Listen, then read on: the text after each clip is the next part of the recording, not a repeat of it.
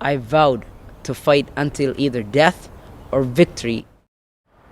I was born in Mogadishu, and my name's Moe Abdullahi Mohamed. I grew up in Canada since I was a kid. I came here in 1989, and I went to from high school to university in this country. 2006, early 2006, I went to Mogadishu to get married. I got married, and 7 days after my marriage, the first battle between the warlords and revolution by the people, supported by the Islamists, took place, and they were basically run over within 2 months. I was there the whole 6 months of the Islamic Course Union rule of Mogadishu, which was led by then the current president of Somalia, Sheikh Sharif.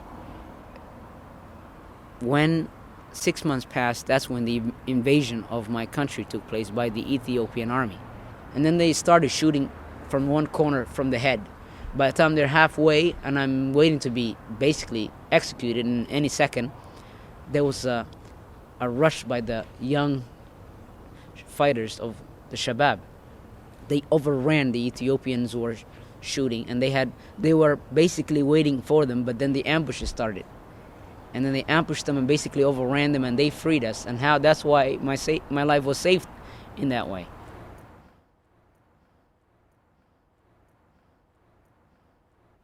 Whether it was with Shabab or with the devil himself, I would join anyone to fight the Ethiopians out of the country.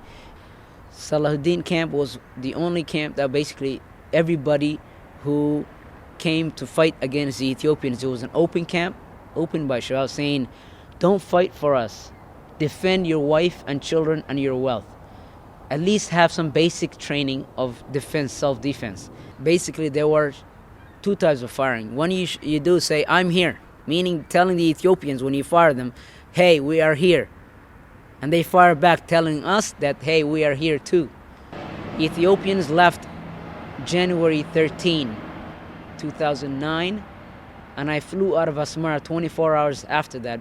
I went to the chairman of the ARS at that time, and I told him, my war is over.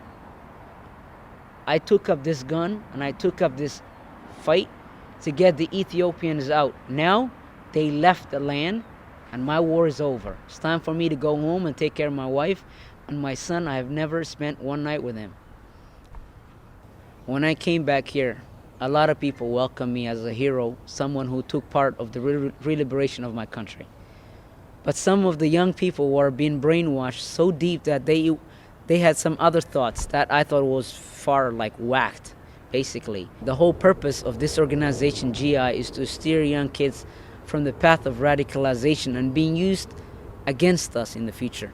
As you may know, there was young third-generation Pakistani British who were born and bred in Birmingham, 3 generations that were recruited from UK, taken back to Pakistan, trained, came back with their passport flashing, pure British accent, shaved, clean, coming in, and then assembling their stuff and then putting their rucksacks and going to the subway station and blowing themselves up in the UK. It happened in London. It can happen in Toronto. We have 6 Somali young kids being recruited here. That's the 6 that we know. What about at the 0, the 60 we don't know? So tomorrow if they come back with their passport flashing, what are we going to do?